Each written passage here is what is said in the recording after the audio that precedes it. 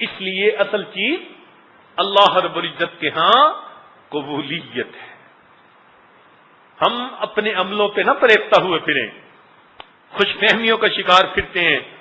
ہمارے اکابر جو آخری لمحے تک فکر مند رہے، وقت کے امام ہیں، فقیہ ہیں، محدث ہیں، نام احمد بن حنبل ہے، خلق قرآن کے مسئلے پر 100 کوڑے برداشت کر چکے ہیں، بشارتیں مل چکی ہیں.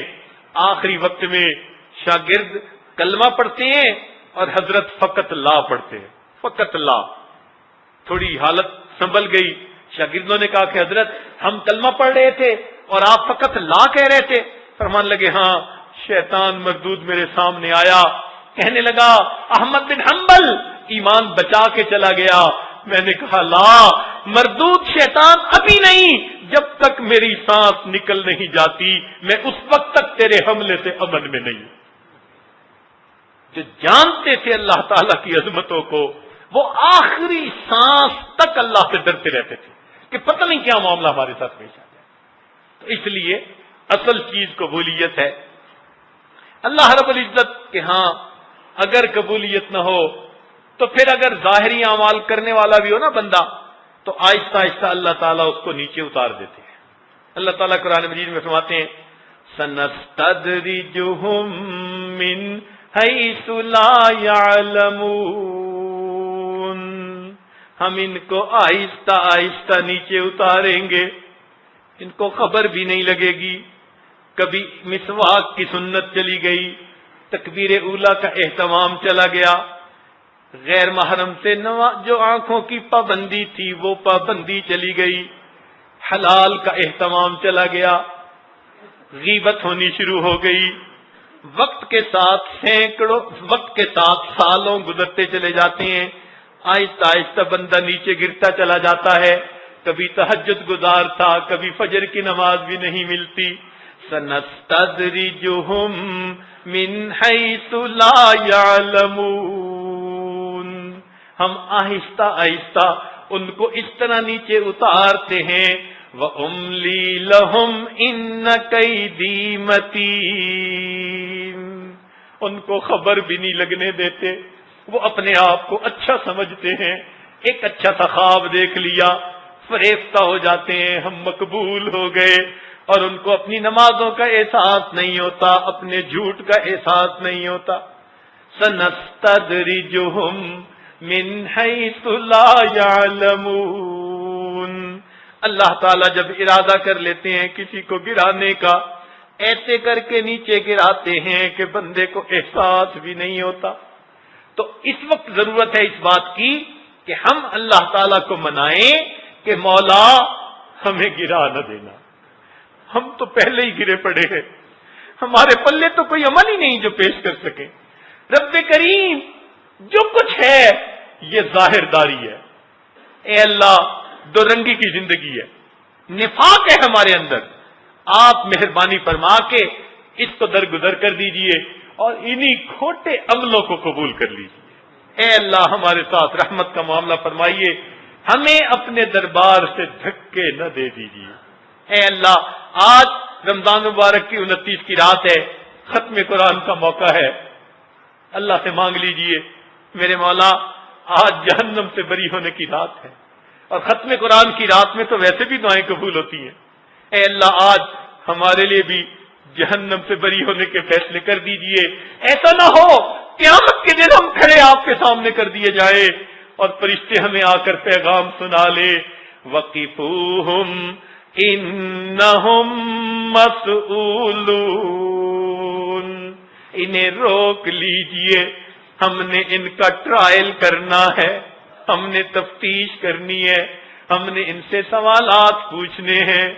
وَقِفُوهُمْ إِنَّهُمْ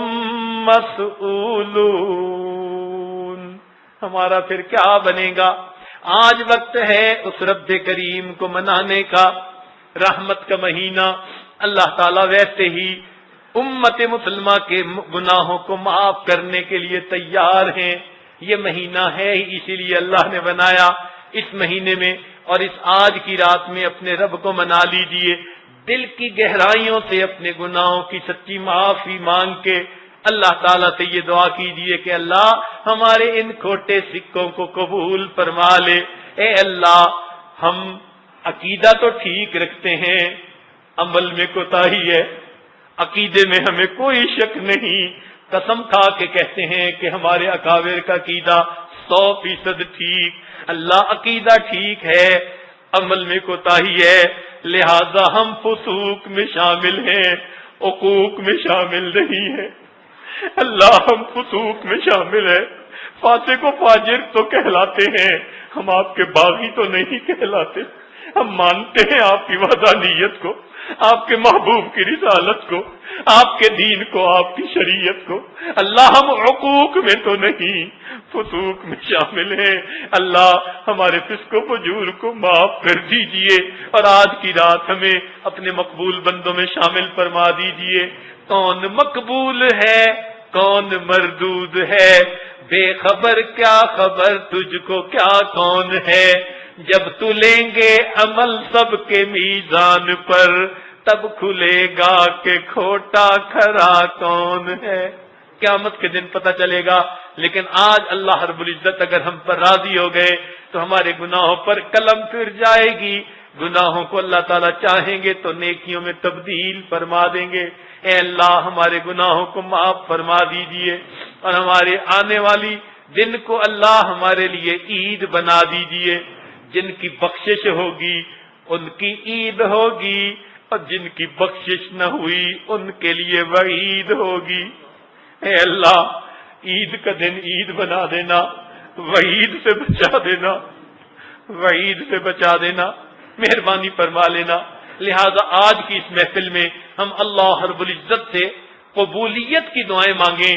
رب کریم ہمارے ان اعمال کو قبول فرما لیجئے، بغیر کسی استحقاق کے اور بغیر اس بات کے کہ یہ عمل بہت اچھے ہیں، بس آپ مہربانی فرما دیجئے، آپ کی ایک نگاہ رحمت ہوگی، اللہ ہمارا بیڑا پار ہوگا۔ تیری ایک نگاہ کی بات ہے، میری زندگی کا سوال ہے، اللہ تیری ایک نگاہ پڑے گی، ہم عاجز مسکینوں کی بگڑی بن جائے گی، رحمت کی نظر ڈال کے اللہ ہماری بگڑی بنا دیجئے۔ جو کچھ اعمال ہم نے کیے ہیں جیسے بھی ہیں اللہ اپنی رحمت سے قبول فرما لیجئے۔ وآخر دعوانا ان الحمد للہ رب العالمین۔ تھوڑی دیر کے لیے جو کچھ سنا ہے اس کو اپنے دلوں میں ذخیرہ بنا لیجئے، آنکھوں کو بند کر لیجئے، سر کو جھکا لیجئے، دنیا اور دنیا میں جو کچھ ہے اس سے ہٹ کٹ کے اللہ رب العزت کی یاد میں ڈوب جائیے۔ یہ تصور کیجئے اللہ رب العزت کی رحمت آ رہی ہے، دل میں سما رہی ہے، دل کی ظلمت اور سیاہی دور ہو رہی ہے، اور میرا دل کہہ رہا ہے اللہ اللہ اللہ۔ کس سے مانگیں کہاں جائیں کس سے کہیں، اور دنیا میں حاجت روا کون ہے، سب کا داتا ہے تو، سب کو دیتا ہے تو، تیرے بندوں کا تیرے سوا کون ہے، کون مقبول ہے کون مردود ہے، کون مقبول ہے کون مردود ہے، بے خبر کیا خبر تجھ کو کیا کون ہے، جب تو لیں گے عمل سب کے میزان پر، تب کھلے گا کہ کھوٹا کھرا کون ہے، کس سے مانگیں کہاں جائیں کس سے کہیں، اور دنیا میں حاجت روا کون ہے، کون سنتا ہے فریاد مظلوم کی، کس کے ہاتھوں میں کنجی ہے مقسوم کی، کون سنتا ہے فریاد مظلوم کی، کس کے ہاتھوں میں کنجی ہے مقسوم کی، رزق پر جس کے پلتے ہے شاہو گدا، تجھ احد کے سوا دوسرا کون ہے، کس سے مانگیں کہاں جائیں کس سے کہیں، اور دنیا میں حاجت روا کون ہے۔ انبیاء اولیاء اہل بیت نبی، تابعین و صحابہ پہ جب آ بنی، گر کے سجدے میں سب نے یہی عرض کی، تو نہیں ہے تو مشکل کشا کون ہے، اولیاء تیرے محتاج اے رب کل، تیرے بندے ہیں سب انبیاء اور رسل، ان کی عزت کا باعث ہے نسبت تیری، ان کی عزت کا باعث ہے نسبت تیری، ان کی پہچان تیرے سوا کون ہے، ان کی عزت کا باعث ہے نسبت تیری، ان کی عزت کا باعث ہے نسبت تیری، ان کی پہچان تیرے سوا کون ہے،